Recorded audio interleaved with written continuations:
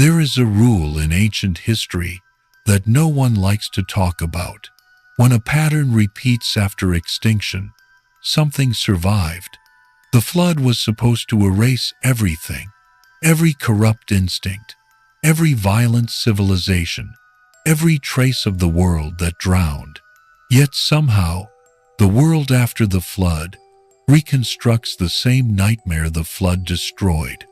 Same violence, same global corruption, same kind of people rising from nowhere.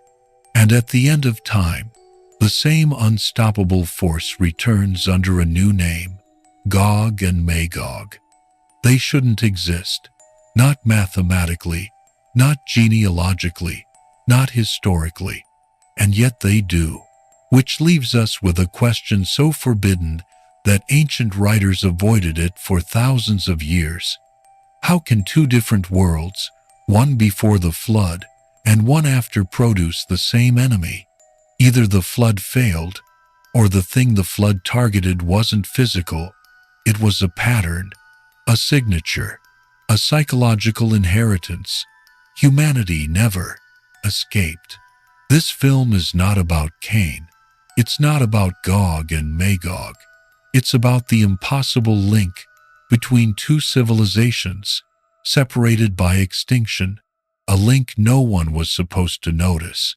And once you see it, you will understand why the world ends exactly the way the first world did. Something is wrong with human history, deeply wrong, because when you study ancient civilizations, the way analysts study intelligence files, something disturbing appears. The same destructive pattern rises twice before and after a global extinction event, not similar, not comparable, identical. And identical patterns don't happen in a universe built on cause and effect. Identical patterns only happen when something survives.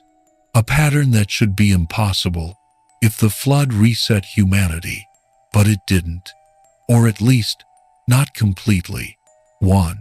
Human civilization is not linear, it is symmetrical.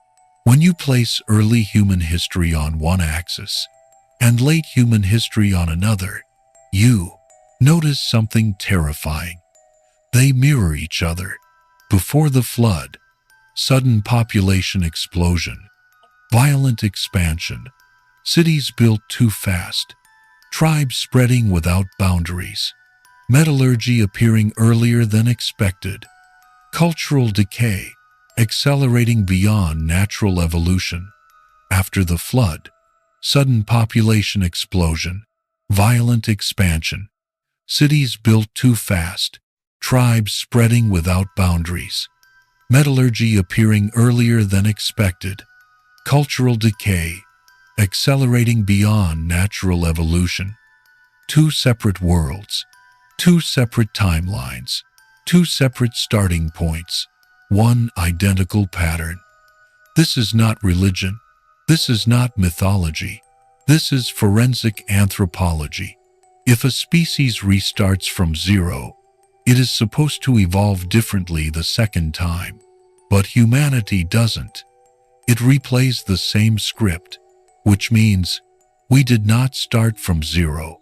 We started from a hidden inheritance. And 2. The first civilization collapses under a violent pattern. The second civilization resurrects the same pattern. Violence before the flood was not an event. It was a culture. It was systemic, widespread, institutionalized. That alone is disturbing. But what follows after the flood is even worse. A second wave of the exact same type of human behavior erupts. Not gradual, not slowly over centuries.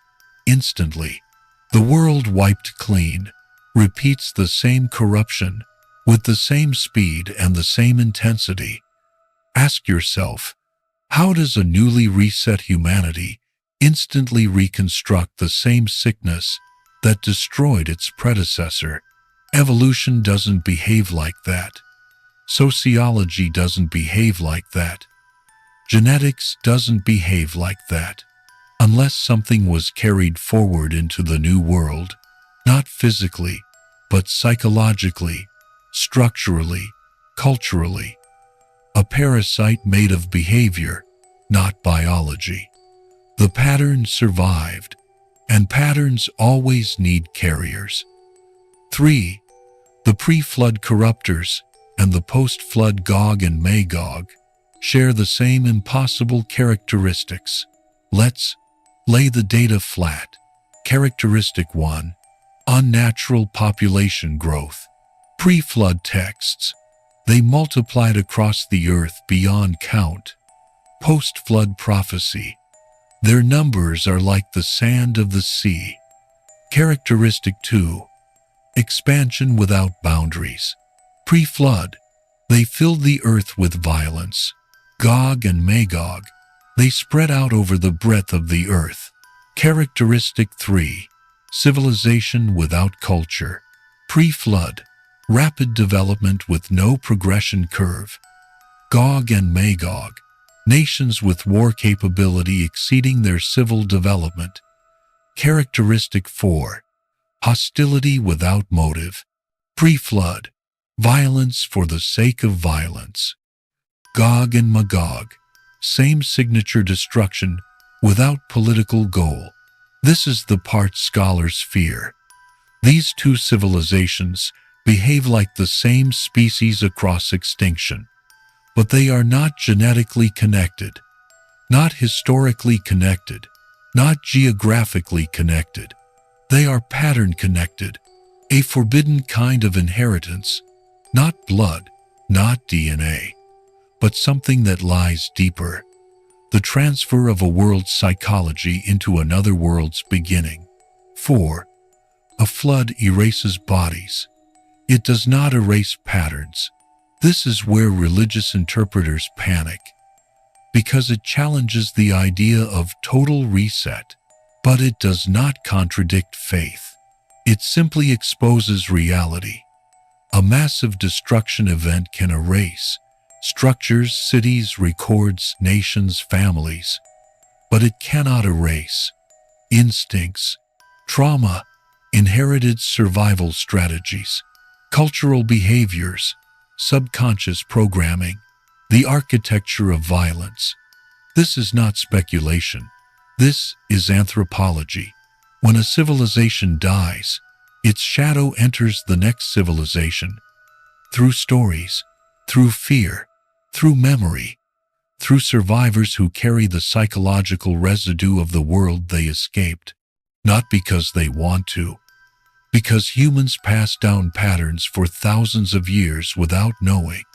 So the flood may have drowned the carriers, but it didn't drown the signature. The pattern leaked into the new world through the most ordinary element imaginable, humanity itself. And 5. The pre-flood and post-flood world share the same blind spot, a population group with no origin.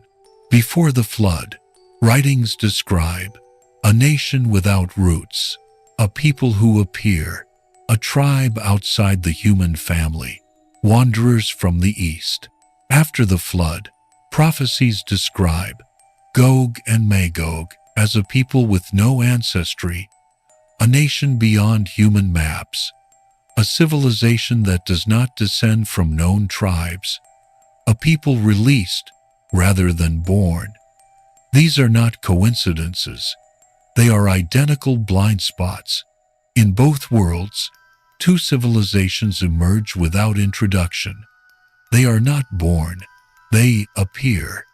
That alone is a violation of human evolutionary logic. Civilizations do not appear. Civilizations evolve. Unless they are not new civilizations. They are old patterns re-emerging. A glitch, a haunting, a reboot of something ancient. 6. The most chilling connection. Both civilizations are always placed in the same direction outside the known world. Before the flood, the corruptors were located east of Eden, beyond human dwellings in unexplored lands. in the margins of maps.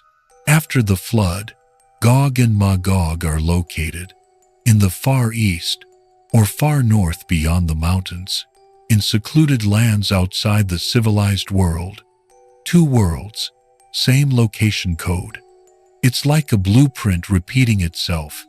When civilization collapses before extinction, the corruption retreats to the edges of the map. When civilization collapses after extinction, the corruption emerges from the edges of the map. This is not geography. This is a cycle, a pattern of return. 7. If the world began again from 3 men, why does the new world behave like 4 civilizations exist? Shem, structured civilizations; Ham, ancient kingdoms; Japheth, nomadic tribes. But then something else appears. A 4th behavior pattern: hyper-violent. Population: explosive, geographically isolated, culturally incompatible, impossible to assimilate, feared universally. This 4th category does not match any known descendant of Noah, but it perfectly matches the behavior of the pre-flood corrupted tribes. Meaning, humanity after the flood contains a behavioral signature that does not belong to any of the 3 sons of Noah, a signature from a civilization that shouldn't exist anymore, a signature that looks exactly like the precursor to Gog and Magog. 8. The forbidden question.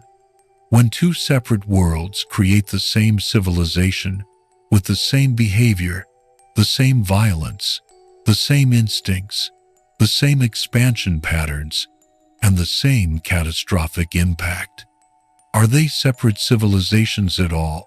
Or is the second simply the resurrection of the first, not in blood, but in pattern, in psychology, in ancestral behavior coded deeper than memory? This is not about Cain.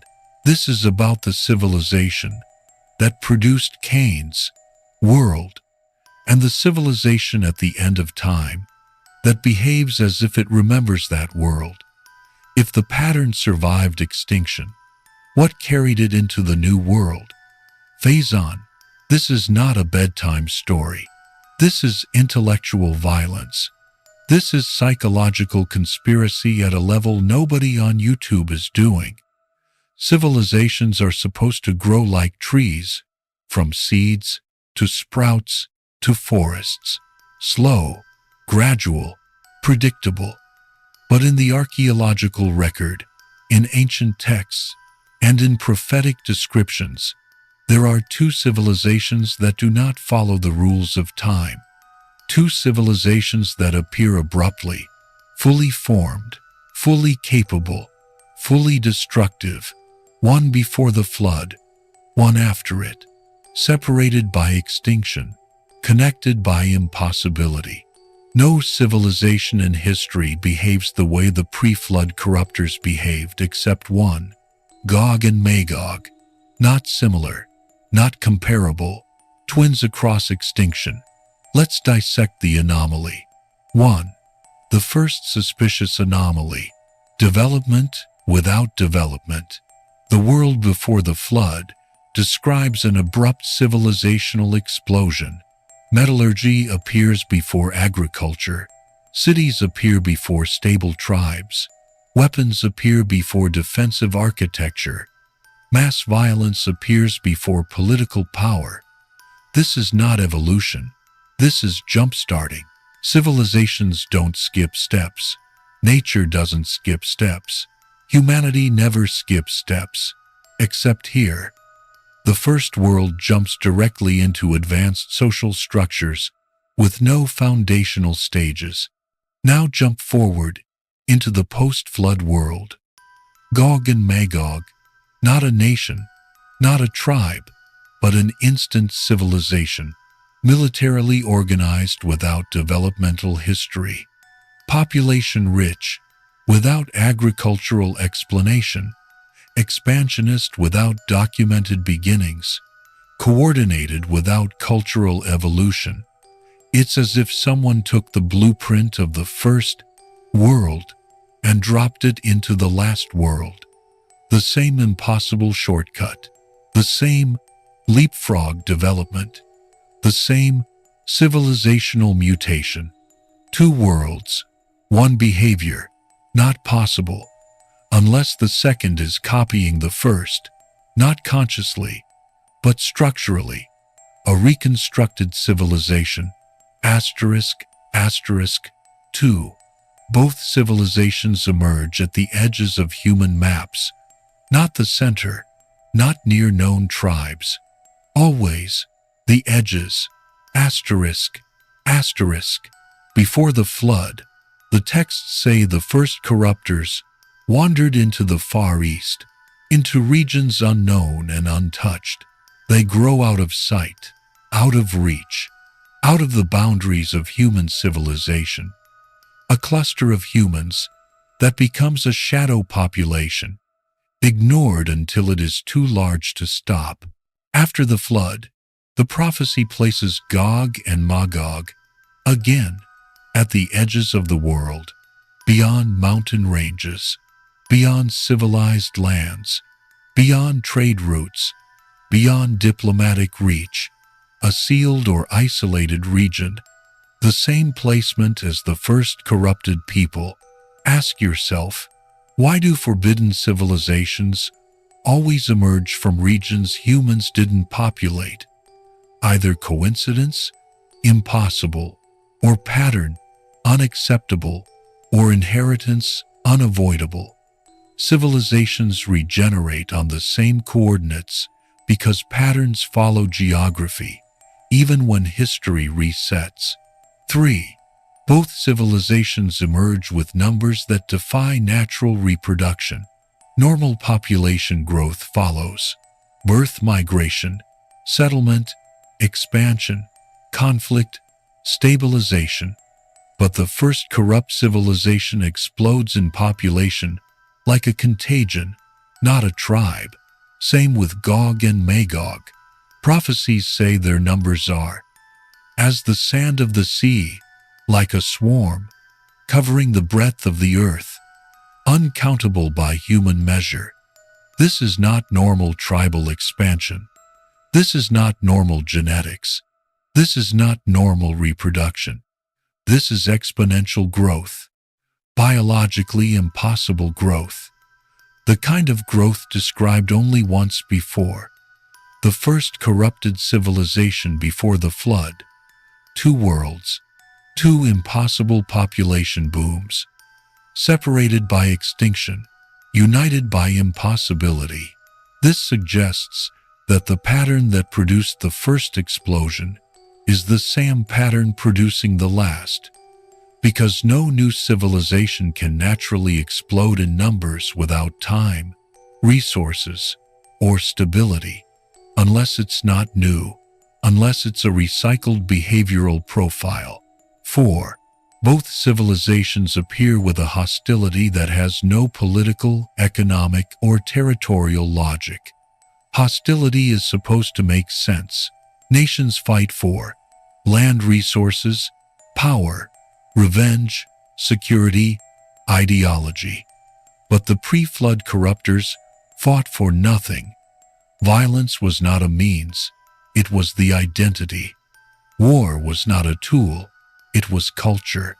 The same signature appears in Gog and Magog. No strategy, no negotiation, no alliance, no diplomacy, just overwhelming, instinctive destruction. This is not warfare. This is behavioral programming. You're looking at a civilization that uses violence the way bees use flight. Not learned, but inherent. That means Gog and Magog do not behave like a new threat. They behave like something ancient re-emerging. This is the identical hostility the flood erased. But you cannot erase an instinct if it implants itself into human civilization through memory, trauma, or inherited patterns. Humanity isn't fighting a new enemy. Humanity is facing a recurring impulse. 5. The archaeological echo. Two separate worlds show the same cultural skeleton. Archaeologists searching for pre-flood evidence often hit a dead end. But when they look at the earliest post-flood nomadic cultures, they find something chillingly familiar. Burial positions identical to pre-flood burials, skull morphologies matching earlier anomalies, weapon types with no transitional evolution migration paths, identical to pre-flood predicted migrations, rapid spread into the same geographical corridors. These echoes don't happen unless the new world carries remnants of the old world's identity. Not in materials, those are long gone, but in behavior, in movement, in cultural impulse. This is the part historians can't explain. Why does a civilization that supposedly started from one family reproduce the behavioral variety of a world that took many generations to develop? Because we didn't start from scratch. We started from inherited behavior. And Gog and Magog are the climax of that inherited behavior. They behave like the pre-flood corruptors because they are built from the same psychological architecture. 6. Civilization, after the flood, should show diversity. Instead, it shows duplication. Reset civilizations should diverge. When humanity branches out from a single family, you expect gradual cultural divergence, slow development, varied languages, scattered migrations, unique identities. But instead, the post-flood world shows something unnatural. Two distinct civilizational pathways emerge. Normal human civilizations, gradual development, predictable, agriculture linear, cultural growth, a shadow civilization, sudden expansion, untraceable origins, identical to pre-flood corruption, culminating in Gog and Magog. This second pathway behaves like a repeat, not an evolution. Humanity behaves like it's split into two memory streams, one carrying Noah's world, the other carrying the world that drowned. Gog and Magog belong to the second. This is not lineage. This is legacy. The legacy of a world erased physically but preserved psychologically. 7. What appears as prophecy is actually the return of an ancient civilizational pattern. People read Gog and Magog as prophecy, but prophecy is just a description of patterns repeating on a cosmic scale. Gog and Magog are not a new threat created for the end times. They are the final manifestation of a threat that existed before humanity reset. The pattern is simple. When civilization becomes compatible with ancient corruption resurrects within civilization, not because it survived in flesh, but because humanity recreated the same social chemistry that produced the first corrupted civilization. Gog and Magog emerge not because prophecy demands it, but because history circles back to its own origin point. When the world mirrors the world that drowned, the world meets the same enemy. This is mathematics, not mysticism. 8. The second appearance of the pattern is not accidental, it's inevitable. A species that never understood why the first world collapsed is doomed to rebuild the same conditions. And when those conditions return, global violence, universal corruption, moral decay, technological arrogance, borders, dissolving cultures collapsing, the pattern that thrived in those conditions returns too, not through genealogy, not through DNA, not through a surviving tribe, but through compatibility. Humanity created the same environment that birthed the first unstoppable civilization. So the same unstoppable civilization reappears under a new name, Gog and Magog. Not descendants, not survivors. Reflections. The past returning because the present rebuilt the doorway. The flood is supposed to be the ultimate reset, the great deletion, the divine wipeout of the world that spiraled into corruption. Every tradition agrees. The world drowned. Only one family survived. All previous civilizations died. Every corrupt bloodline ended. Humanity began again from nothing. But the world that rises after the flood behaves like a world that didn't begin from zero at all. In fact, it behaves like the direct continuation of the world that died. This is not theological. This is forensic. This is intellectual. This is dangerous. The flood erased everything except the one thing extinction can't kill. Pattern 1. The world after the flood moves too fast for a truly new civilization. Reset civilizations need time. Time to learn, time to develop, time to adapt. But the world immediately after the flood does something unnatural. It accelerates. Civilizations rise instantly. Violence reappears instantly. Technological breakthroughs return instantly. Corruption spreads instantly. This is not how civilizations regrow. Civilizations regrow unevenly, fragmented, scattered, chaotic. But humanity after the flood reorganizes too fast, almost as if it remembers how to build, almost as if it is repeating a pattern engraved into its subconscious. It's like watching a species trying to recreate something it lost. But new civilizations shouldn't have memories. Extinction should wipe memory, unless memory didn't die. 2. The pre-flood world leaves behind no survivors, but plenty of shadows. The flood erased the carriers, but extinction doesn't erase. Fears, instincts, trauma, shapes, conflict patterns, survival strategies, the architecture of violence. Wipe out a species physically, and you still leave behind invisible instructions. The new humans don't remember the old world, but they rebuild the old world's behavior without knowing why, without knowing how, as if humanity carries the ghost of the drowned civilization inside its psychological DNA. Not literal DNA, pattern DNA, behavioral DNA, because the way a species behaves can survive long after the species itself is gone. 3. The new world reproduces the same catastrophic curve the old world followed.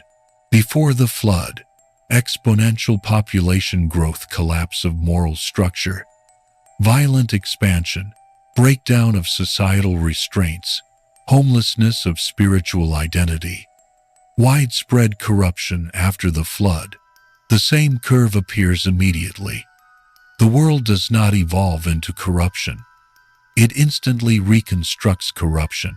This is one of the most terrifying realities of human history.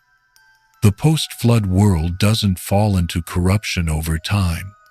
It rebuilds it from blueprint, like a civilization remembering its own death and recreating the path that led to it.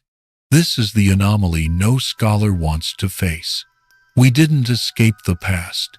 We revived it. 4. The genealogical record after the flood is clean, too clean. The post-flood genealogies are obsessive in detail.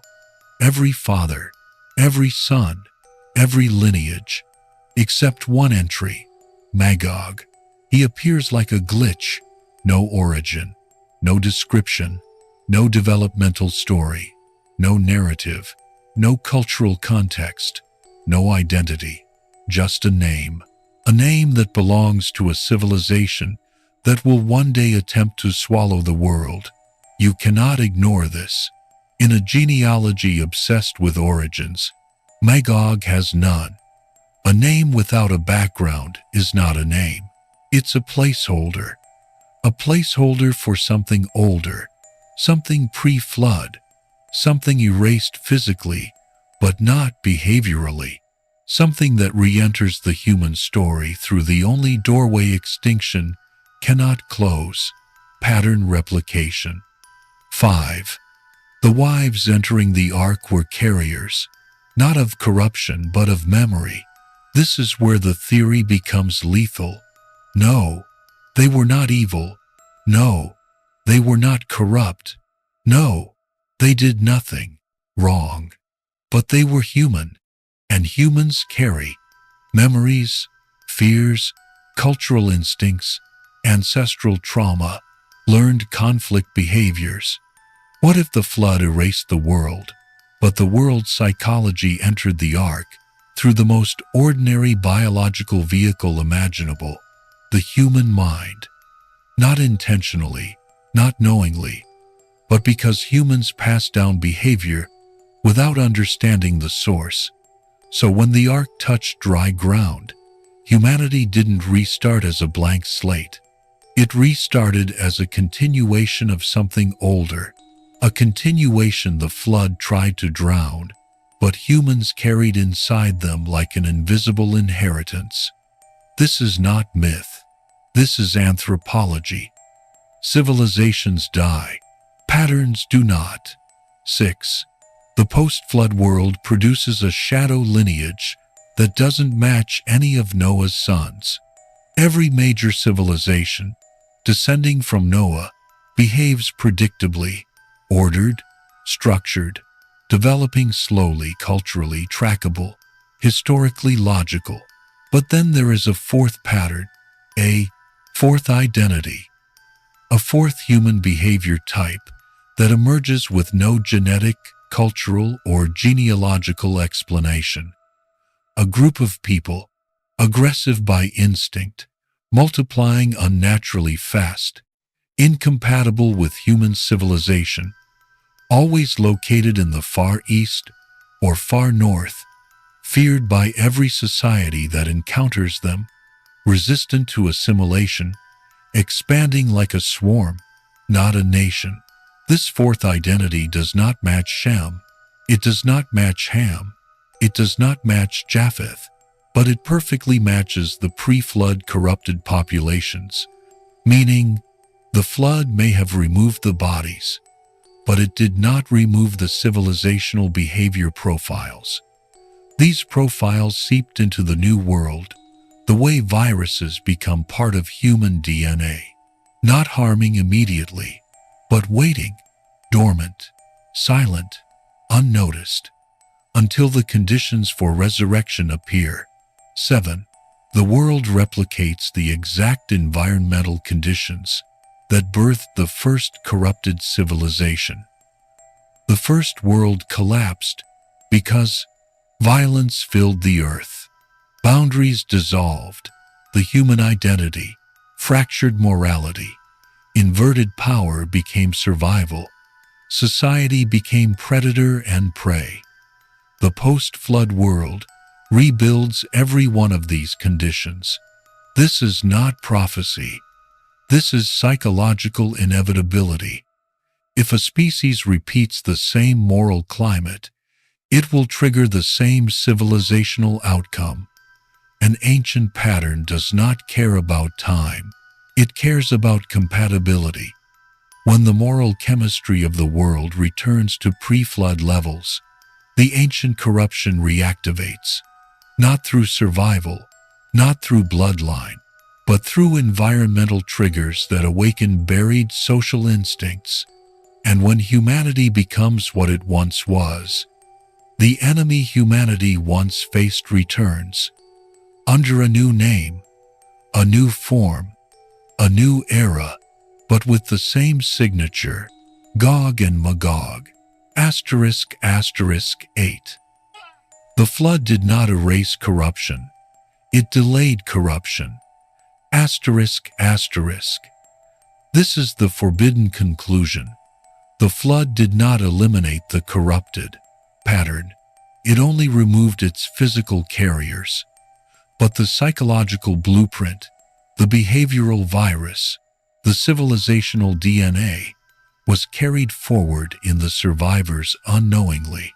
And when humanity reconstructed the same environment, the pattern reactivated. The same kind of civilization rises, the same kind of violence spreads, the same kind of enemy reawakens. This is why Gog and Magog are not surprising. They are inevitable. They are the replay of a world buried under oceans. They are the resurrection of a social architecture modern humanity didn't know it was rebuilding. The first world created them. The last world releases them. Humanity after the flood begins with 3 names, 3 men, 3 directions, 3 branches from which the entire world is supposed to grow. But the world that follows does not behave like it came from 3 branches. It behaves like it came from 4. A 4th identity emerges without permission, without documentation, without ancestry. A 4th behavioral pattern appears that does not belong to Shem, or Ham, or Japheth. Something slips into the new world that the genealogies cannot explain. This exposes the shadow lineage, the pattern that should not exist, and yet defines the enemy the world will one day face. 1. 3 names cannot produce 4 civilizations. The children of Shem create structure, stability, organized societies. The children of Ham build kingdoms, monuments, empires with clear cultural DNA. The children of Japheth scatter, migrate, expand into tribes and nations with traceable anthropology. But then a 4th pattern arises, violent without motive, expansionist without strategy, boundless in number, incompatible with all other peoples, resistant to assimilation, feared even before they are known. A pattern with no father, no lineage, no place in the genealogy. A pattern that belongs to no son of Noah, but matches the ancient corruptors who should have died in the flood. Humanity begins, again with 3 branches. But history behaves as if the 4th branch never drowned. 2 ancient records quietly acknowledge a people no genealogy accounts for. Early texts whisper about a wild nation beyond the mountains, a people outside the family of humanity, a race unlisted among the sons, an ancient group untouched by the new world, a memory made flesh. They appear in myths, in border warnings, in unexplained historical fears, not as a supernatural threat, but as a biological anomaly. Humans who do not behave like post-flood humanity. They do not integrate. They do not adopt civilization. They do not form alliances. They do not follow the patterns of the sons of Noah. They live apart, grow apart, multiply apart, as if they do not belong to the new world at all. And every ancient reference places them in the same region, the same direction, the same unreachable geography where prophecy later locates Gog and Magog, the same coordinates where something survived that should not exist. 3. The geography of the 4th identity matches the final enemies of the world. The post-flood world expands outward, Shem toward the fertile centers, Ham toward the tropics and ancient urban zones, Japheth toward the open plains and islands. But the 4th identity always appears in one direction, the far north, the far east, the mountains beyond, habitation the frozen places beyond maps, regions described as sealed, isolated, untouched, and unreachable. These areas match the locations where pre-flood corruption retreated before the world drowned. 2 epochs, same shadow, same direction, same behavior. A civilization that should have ended but reappears in the exact coordinates it died in. 4. The genealogy of nations behaves normally until it reaches Magog. The genealogical table after the flood reads like a carefully coded structure. This son begat this son. This tribe formed this region. This nation produced this culture. Then suddenly a rupture. A name appears without birth details, without lineage clarity, without narrative context. Magog, no mother, no expansion timeline, no recorded migration, no listed descendants, just a name that becomes the label for the largest, most violent, most incomprehensible nation the world will ever face. A name that appears like a placeholder for something older, something that predates the New World, something that slipped through extinction and reattached itself to a new lineage. Magog does not read like a son.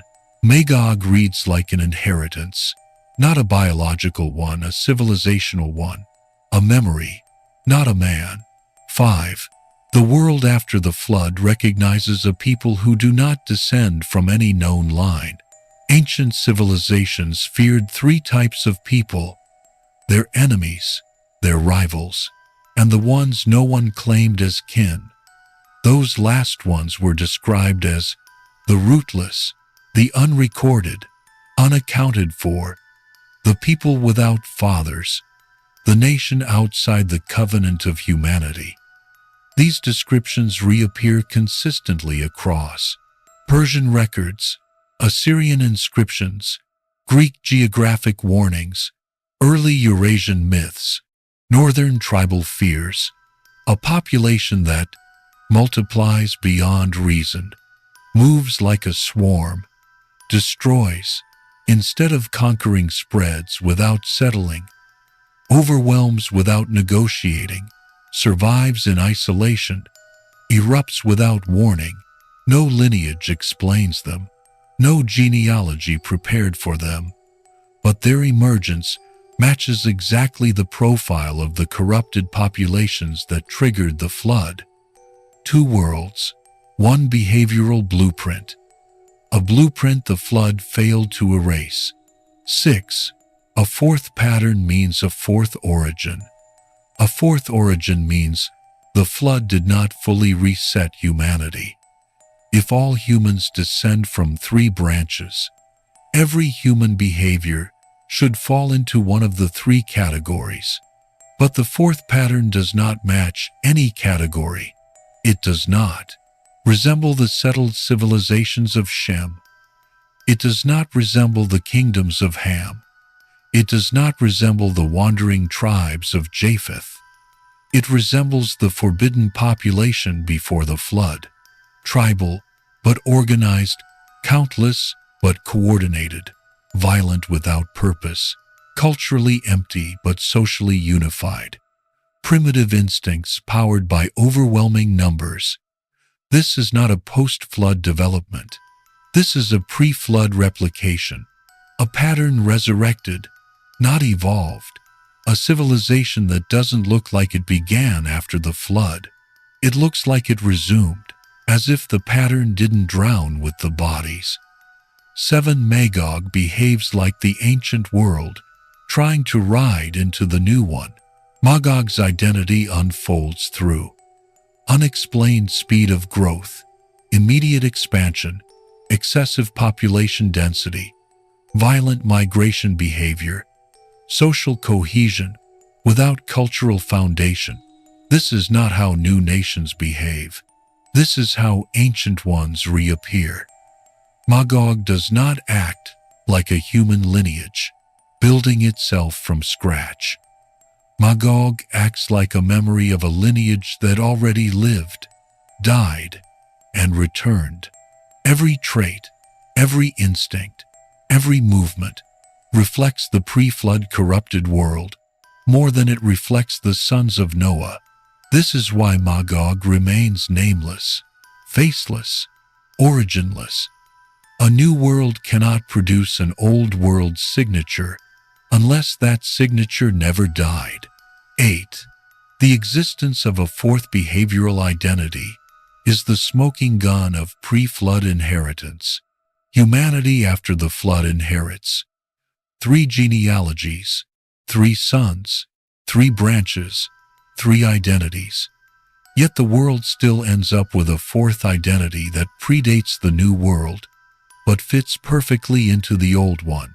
This fourth identity becomes the rootstock from which Gog and Magog grow, not through blood, not through genealogy, but through the survival of an ancient psychological architecture, a recovered blueprint, a reawakened pattern, a world resurrecting its own buried shadow.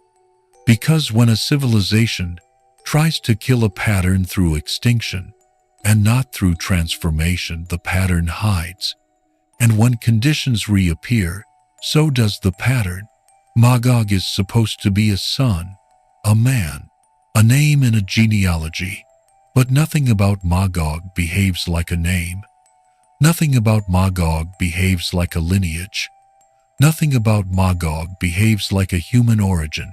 Magog enters history not as a person, but as a rupture, a break in the pattern of human descent, a blank identity that somehow becomes the most terrifying population the world will ever face. This uncovers the signature of Magog, a signature that did not begin after the flood and does not belong to the sons of Noah. One Magog appears in the record as an identity with no ancestry. Every name surrounding him has a story, a geographical context, a cultural footprint, a documented migration, a shaping influence on early civilization. But Magog appears without any of these. His name is listed, but his identity is missing. His existence is acknowledged, but his origin is denied. This is not how genealogies work.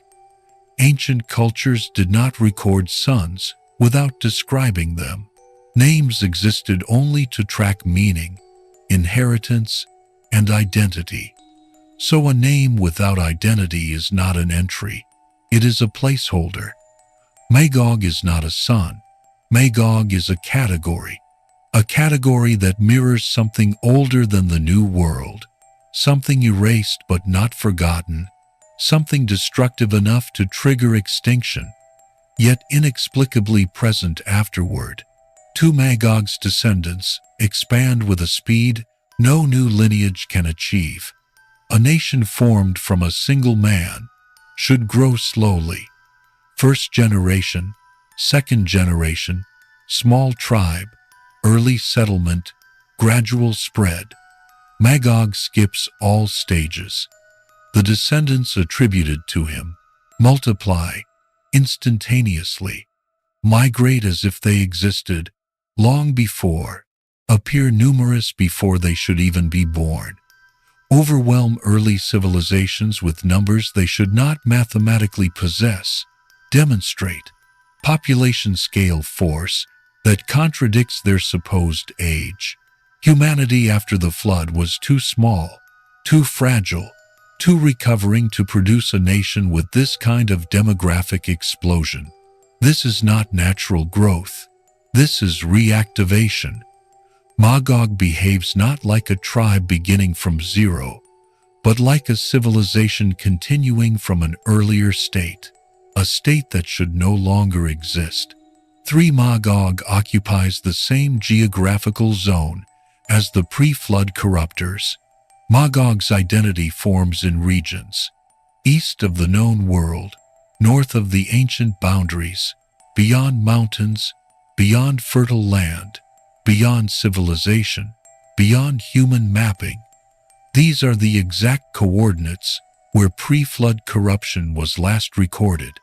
The same direction, the same isolation, the same environmental hostility, the same sense of beyond human reach. Geography never lies. Behavior may adapt. Genealogy may disguise. Records may manipulate. But geography betrays truth. Civilizations return to the land. compatible with them. Bloodlines return to their ancestral corridors. Patterns gravitate to their original environment. Magog emerges in the only location capable of sustaining the ancient corruption that drowned. Not a coincidence, a trajectory. 4. Magog behaves like a continuation of a world that should be extinct. Magog's early profile reveals war before agriculture, migration before settlement, violence before diplomacy, population before infrastructure, unity without culture, expansion without civilization. This is not the behavior of a new post-flood lineage. This is the behavior of the last generation of the pre-flood world, reappearing as the first threat in the new one. Magog is not growing. Magog is resuming. The same instinct, the same aggression, the same overwhelming numbers, the same civilization-killing design. A resurrected psychology, not a fresh one. 5. Anthropological evidence hints at a population whose traits do not match the sons of Noah. Archaeological traces in the regions associated with Magog reveal skull shapes that match pre-flood skeleton anomalies, burial traditions that match ancient erased cultures, weapon styles matching pre-flood conceptual types, metallurgy appearing without development stages, migration curves fitting pre-flood displacement models, social structures that do not resemble early post-flood societies. If humanity restarted from one family, there should be continuity in physical anthropology, but the populations linked to Magog display discontinuity. They display inheritance from a world that does not exist anymore, a world drowned, which raises the forbidden conclusion: Magog did not come from Noah. Magog came from memory, from pattern, from psychological survival, from the remnants of a civilization humanity thought it erased. 6. Civilizational behavior cannot appear without cultural inheritance. Yet Magog has no cultural inheritance. Culture requires time. Behavior requires training. Migration requires history. Violence requires cause. Expansion requires pressure. But Magog emerges without any of this. No predecessor, no mentor, no civilization to learn from. Yet Magog exhibits advanced behaviors that require ancestral models, impossible for a new lineage, inevitable for an old one resurfacing. Magog is a civilization with no past, unless its past existed before the flood. 7. The world fears Magog, not because of who they are, but because of what they represent. Civilizations fear rival nations, expanding empires, unpredictable kingdoms, powerful armies. But Magog is feared for none of these reasons. Magog is feared because they do not behave like humans. They do not respect political boundaries. They do not seek alliances. They do not negotiate. They do not assimilate. They do not build infrastructure. They only multiply and spread. This is not geopolitics. This is biology. Magog behaves like a relic species resurfacing in modern time, a fragment of an extinct world appearing in a world that cannot contain it. The fear of Magog is not historical. It is instinctive. Humanity recognizes something ancient in them, something older than the flood, something the human mind is programmed to fear. Magog is not a nation. Magog is a civilizational mutation humanity encountered before and survived only because the world drowned. 8. A nation with no father cannot be a nation. It can only be a memory. Magog appears in Scripture as a name with no origin, a lineage with no past, a people with no ancestry. a nation with no story. And yet Magog becomes the root system of the most terrifying threat in the final age. This cannot be biology. This cannot be genealogy. This is pattern reattachment. When the new world was born, it had to fill the vacuum left by the extinction of an ancient corrupted civilization. Nature does not tolerate empty behavioral niches. When something disappears, something else fills the space. But in this case, the behavior that filled the space is the same behavior that once destroyed the world. Magog is not a son of Noah. Magog is the resurfacing identity of a civilization that existed before Noah. The flood erased the structure, but the new world recreated the conditions. And the conditions reactivated the pattern. Gog enters the record without introduction, without birth, without ancestry, without the developmental arc that defines every leader in human history. Gog appears already formed, already defined, already aligned with a purpose older than the civilization he inhabits. Gog is not someone who rises. Gog is something that awakens. This section exposes the identity of Gog not as a man, not as a king, but as the reactivation of a psychological blueprint the flood tried to erase. One Gog appears in prophecy, the same way corruption appeared before the flood. Suddenly, leaders rise through lineage conflict, influence alliances, history. But Gog arrives as if history is irrelevant. He does not rise from a people. He defines them. He does not inherit a culture. He embodies one. He does not grow into power. He is power. This is not the emergence of a ruler.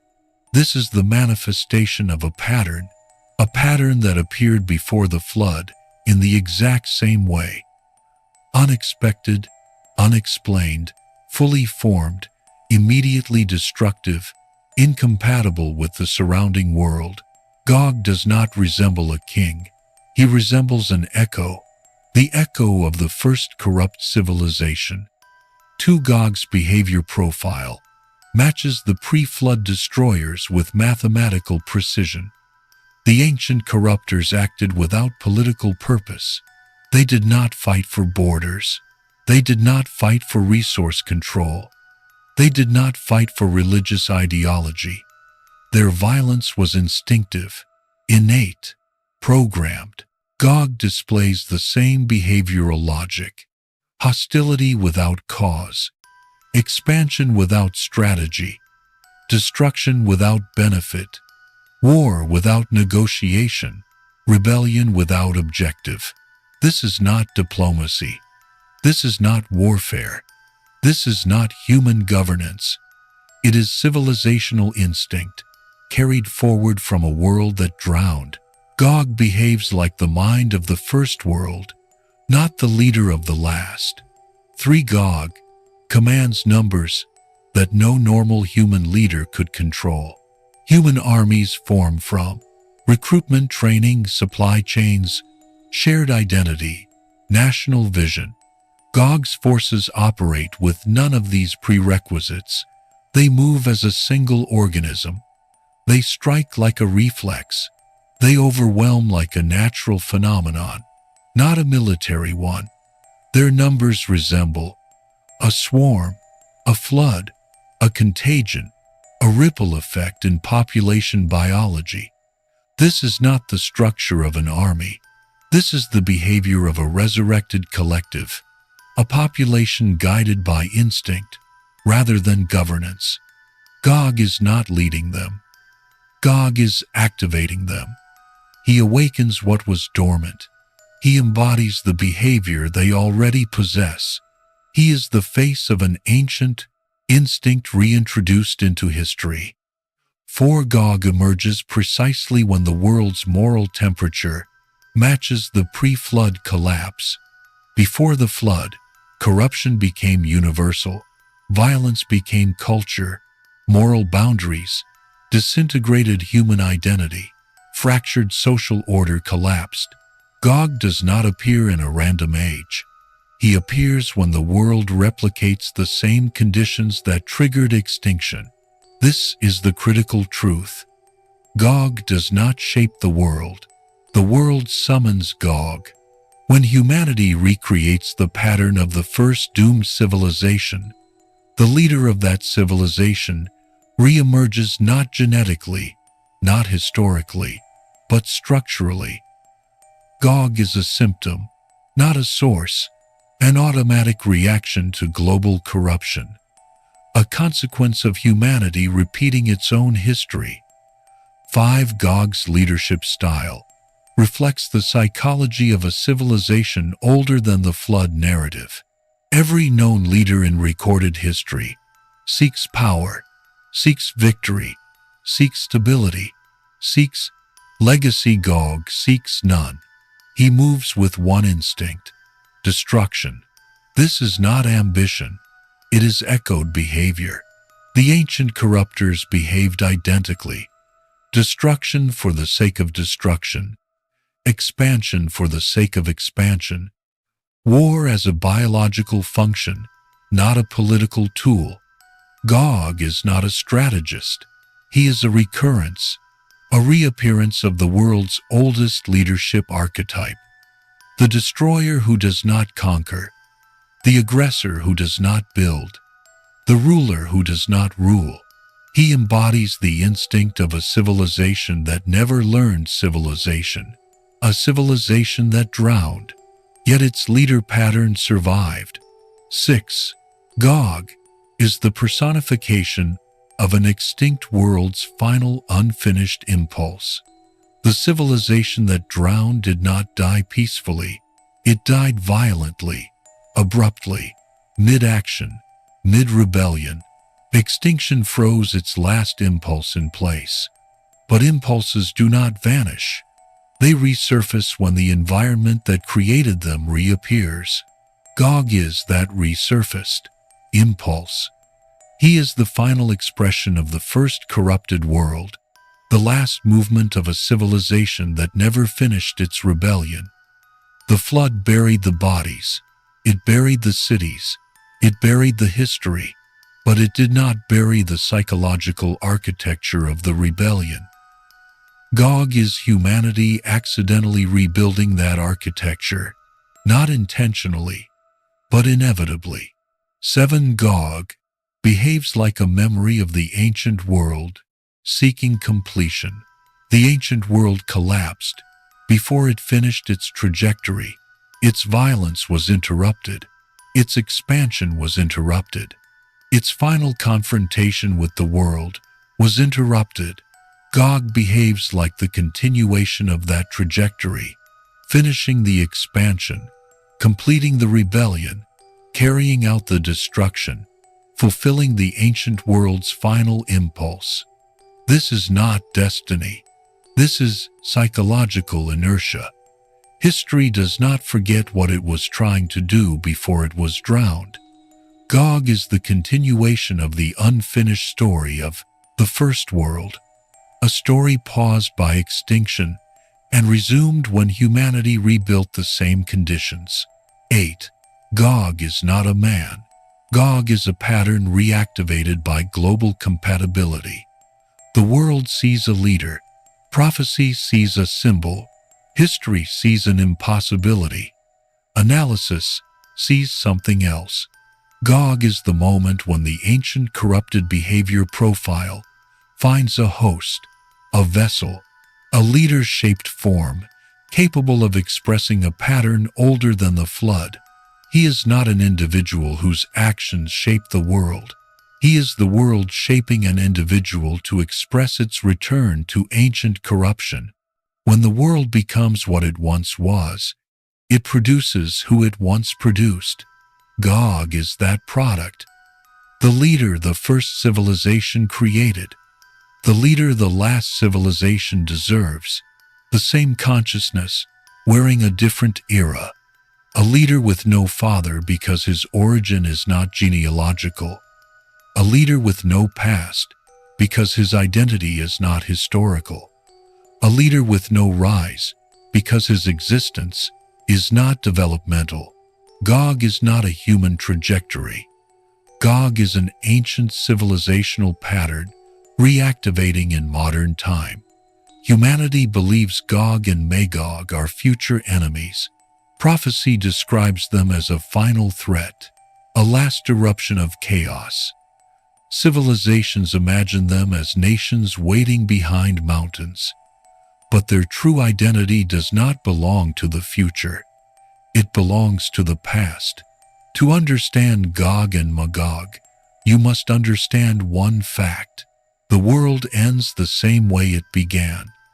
Not because history is circular, but because humanity never escaped the pattern that destroyed the first world. This final section reveals why Gog and Magog are not new, not born, not descendants. They are the reappearance of a world humanity believed it drowned. One Gog and Magog behave like an unfinished civilization, returning to complete what it started.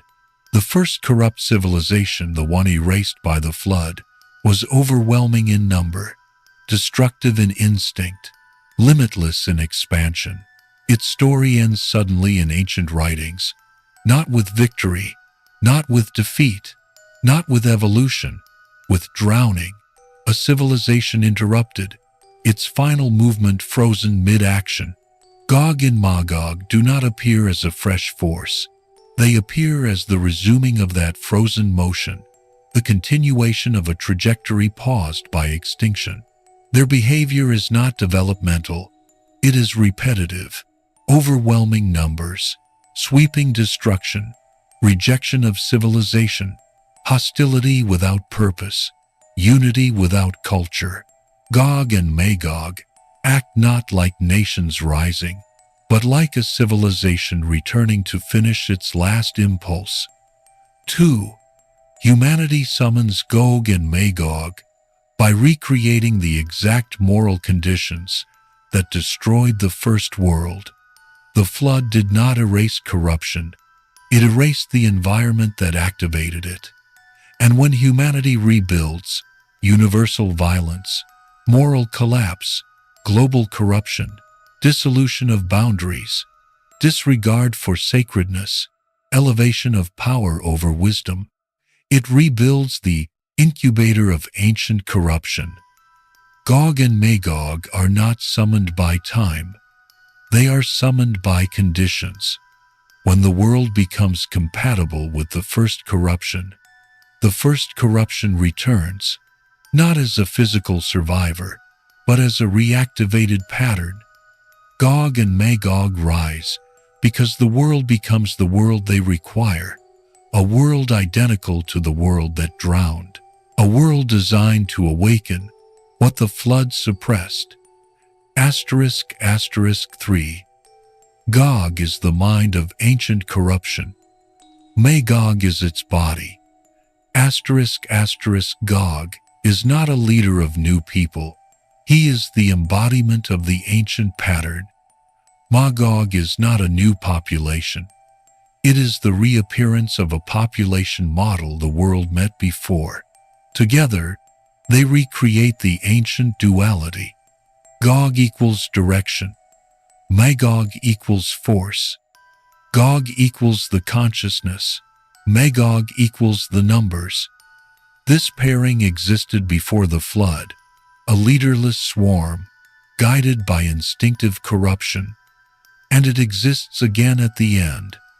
The same swarm, now led by a symbolic mind that reflects the ancient identity. Gog is the intelligence of the drowned world, reassembled in the final one. Magog is the mass of the drowned world, reborn in human form.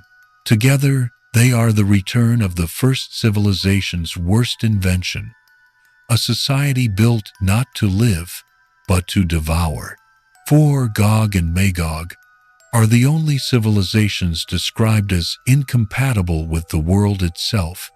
Most enemies fight for land resources, territory, influence, ideology. But Gog and Magog do not seek any of these. They do not invade to occupy. They do not conquer to build. They do not negotiate for peace. They do not assimilate local culture. They do not create borders. They do not claim identity. Their existence is defined by movement, multiplication, overwhelming, engulfing, consuming. This is not a political threat. This is a biological phenomenon reappearing on a global scale, a phenomenon humanity witnessed once before and survived only because the world drowned. Gog and Magog are not incompatible with the world because of ideology. They are incompatible because they express a civilizational pattern that cannot coexist with ordered humanity. They are the civilization that ends civilizations, not by design, by nature.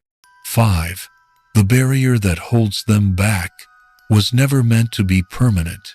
Ancient texts speak of a barrier, mountains, iron, stone, a wall built to restrain Gog and Magog.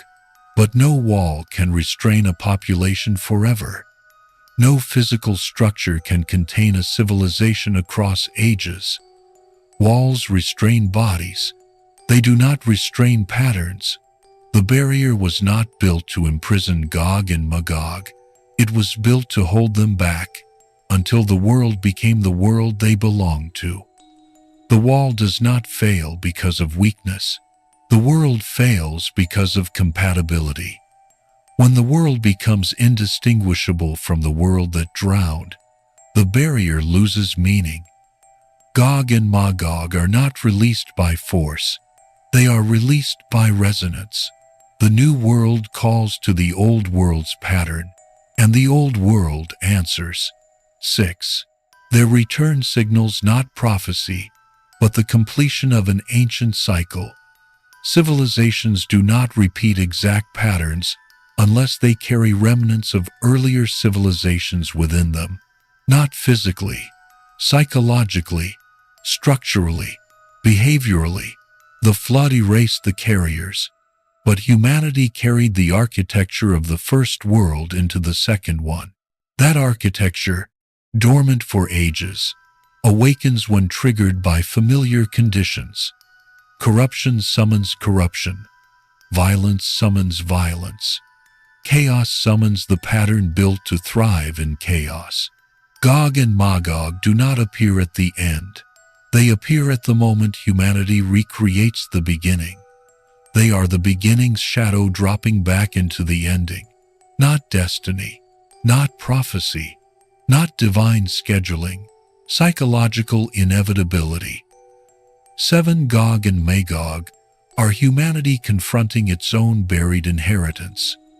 The most disturbing truth is not that Gog and Magog return. The most disturbing truth is why they return. Because the world rebuilds them. Because humanity reconstructs the ancient blueprint. Because civilization unconsciously reassembles the very pattern that destroyed the first world. Gog and Magog are the proof that the world never escaped its past. It only postponed it. Humanity inherited the architecture of corruption without realizing it carried anything. We recreated their behavior. We recreated their instincts. We recreated their social climate. We recreated their environment. And by doing so, we recreated them. Asterisk, asterisk. 8. Gog and Magog are not the descendants of Cain's blood. They are the descendants of Cain's world. Asterisk, asterisk. Cain does not matter as a person. Cain matters as a symbol of the world that drowned. The world before the flood created a pattern of corruption. The world after the flood recreated the same pattern. And the pattern manifests a similar civilization, relentless, rootless, countless, purposeless, self-consuming, civilization consuming. Gog and Magog are not new. They are the resurfacing of a world that should have died. The first world died because it created them. The last world ends because it unleashes them. This is the full circle. The pattern the flood tried to erase is the pattern humanity restores. The ancient enemy returns, not because it survived, but because humanity rebuilt the conditions that give it life. Humanity resurrects what humanity resembles. And when the last civilization reaches the point where it mirrors the first, Gog and Magog step back into the story, not as prophets imagined, not as myths described, but as the inevitable return of the world humanity could not escape.